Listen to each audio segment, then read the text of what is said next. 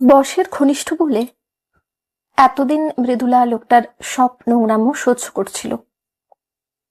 কেননা চাকরিটা চলে গেলে টাপুরকে নিয়ে কোথায় গিয়ে দাঁড়াবেও। কিন্তু কোনোদিনও ভাবেনি লোকটা এতটাও বেপরোয়া হয়ে উঠতে পারে।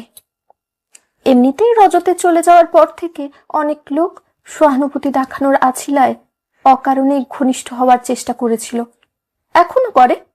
আজকাল এইসব মিথ্যে সহানুভূতিগুলো যেন কাঁটার মতো শরীরে বেঁধে যায় ওর। মাঝে মাঝে মৃদুলার প্রচন্ড রাগ হয় সেই লোকটার প্রতি, যার জন্য আজ ওর এই অবস্থা। কাপুরুষ লোক একটা।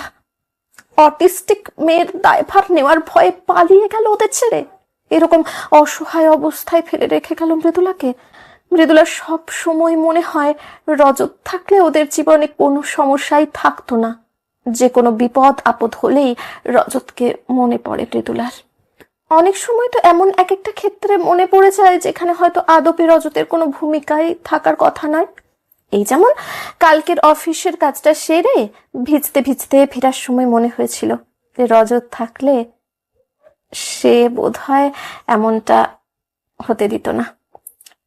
স্পেশাল চাইল্ডদের জন্য তৈরি এই বিশেষ স্কুলে টাপুরকে নিতে যখন পৌঁছলো মৃদুলা, তখন সন্ধে নেমে গেছে।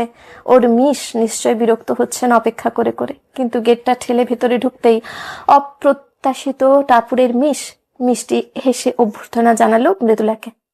বড্ড খুশি দেখাচ্ছে তাকে। আসুন মিসেস পাল, আপনার জন্য আজ একটা সারপ্রাইজ আছে। মিসের কথা শুনে অবাক হয়ে ক্লাসরুমে ঢুকল মৃদুলা। ফাঁকা ক্লাসরুমের একটা ডেস্কে বসে আনমনে ছবি এঁকে চলেছে টাপুর।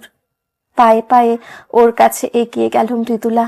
দেখলো সামনের খাতায় আঁকা মা দুর্গার ছবি।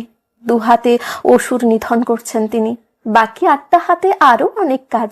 কিন্তু মা দুর্গার পরনের পোশাকটা কেমন অন্যরকম লাগছে না?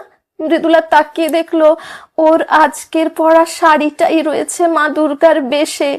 ছবিটার মা দুর্গার থুতনিতে টাপুর এঁকেছে একটা বাদামি আঁচিল। অজান্তেই মৃদুলার হাত উঠে গেল নিজের থুতনিতে। আঙুলের স্পর্শে অনুভব করলো বাদামি মাংসপিণ্ডটাকে।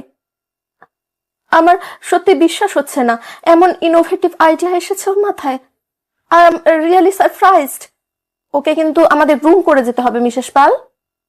আরো হয়তো অনেক কিছু বলে যাচ্ছিলেন টাপুরের মিস, কিন্তু সেসব কিছুই আর কানে ঢুকছিল না মৃদুলার।